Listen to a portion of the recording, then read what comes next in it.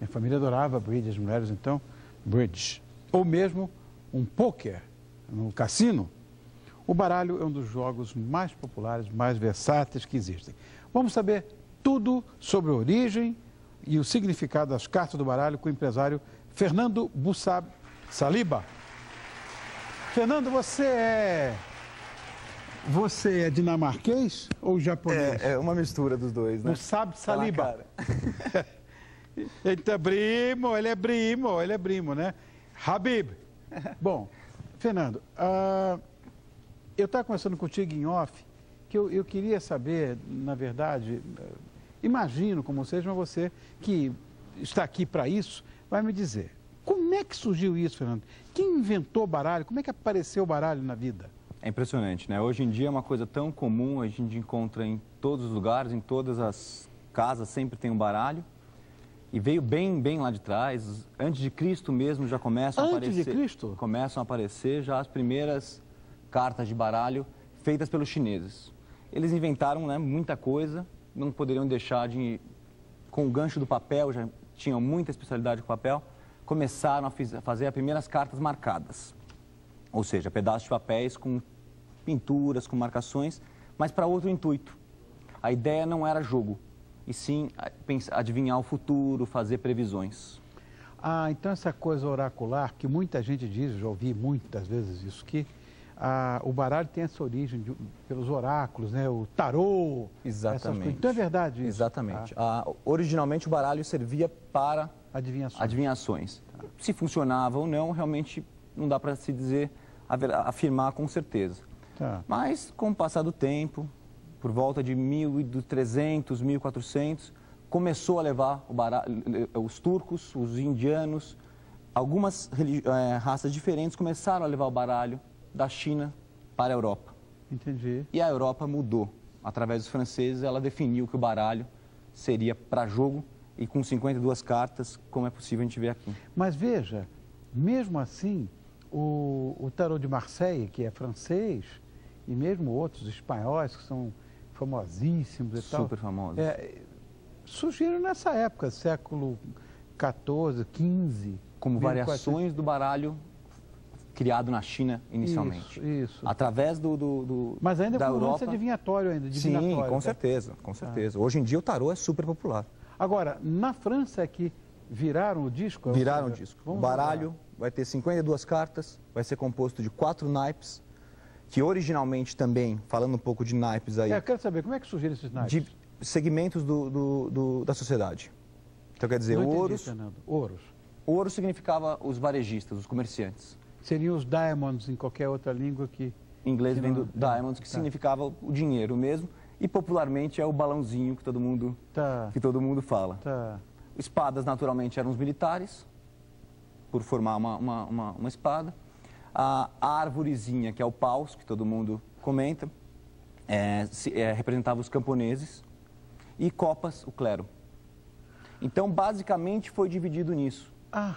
Então, hoje em dia, até tem pessoas que jogam erroneamente supondo que os naipes têm valor, mas os naipes não têm valor. Eles são todos iguais, valem a mesma pontuação em jogos de pontos. De repente você pode determinar antes do jogo, você combina. Pôquer, por exemplo. Raramente alguém vai fazer 2 straight flushes. Exatamente. Então, se acontecer isso, ganha quem fizer, sei lá. Mas como o pôquer, Ronivon, os jogos são muito legais e muito populares porque eles têm regras. E as regras devem ser seguidas para haver um nível de estratégia, um nível de sorte, um pouco de emoção, tudo combinado. Alguns jogos dependem mais da sorte, outros com certeza dependem mais da estratégia. Se você hoje jogar com um jogador que joga tranca, por exemplo, ou buraco, você tende a perder. Mas é sorte. Não é sorte. Você pode jogar com ele... Também. Sim. É também. Com certeza. Você sabendo jogar direito, você vai perder menos. Se tiver que perder.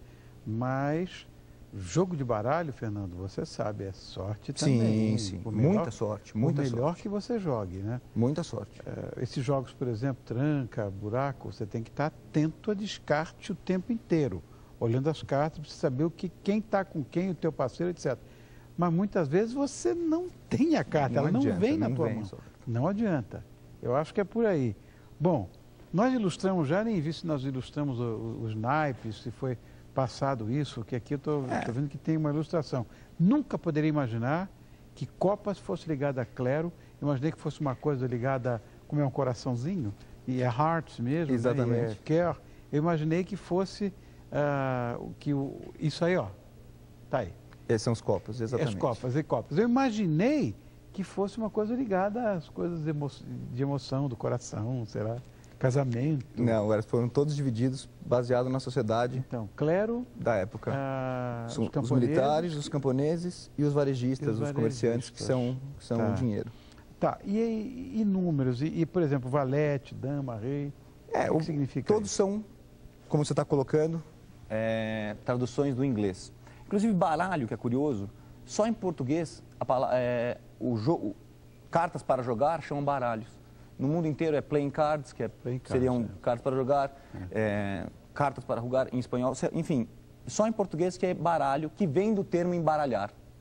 É outra origem da palavra aqui no português. Agora, com relação às cartas em si, elas têm algumas variedades diferentes para cada tipo de jogo.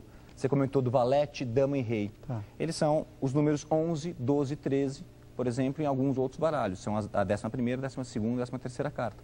Mas o nome delas em si vem do inglês. O K é King, que é o rei. Tá. A dama é o Queen. E o valete é o Jack. Tá. Então, quer dizer, a origem deles realmente vem do inglês e foi atribuído a algumas dessas cartas, algumas dessas figuras, personagens famosos. Então, o próprio rei de ouros é Júlio César, por exemplo. O rei de paus é o Alexandre o Grande. E assim por diante. Então, cada carta tem uma figura relacionada a ela. Isso se manteve pelo tempo e até hoje mantém-se uma tabela mais ou menos unânime de que cada carta representa uma personagem famosa aí da história, entendeu? Agora, Fernando, essa mudança, isso talvez nem tivesse na pauta, mas é uma curiosidade que eu sempre tive. Os baralhos antigos, os mais antigos, por exemplo, paus era um pedaço de pau mesmo, espada era uma espada mesmo, copa era uma copa, que era uma taça, né? Exatamente. Faltou o quê? Ouros. Ouros, que eram também... Eram moedas. Porque originalmente eram exatamente relacionados ao varejo, aos militares. Com um certo capitalismo no meio, com os franceses alternando isso,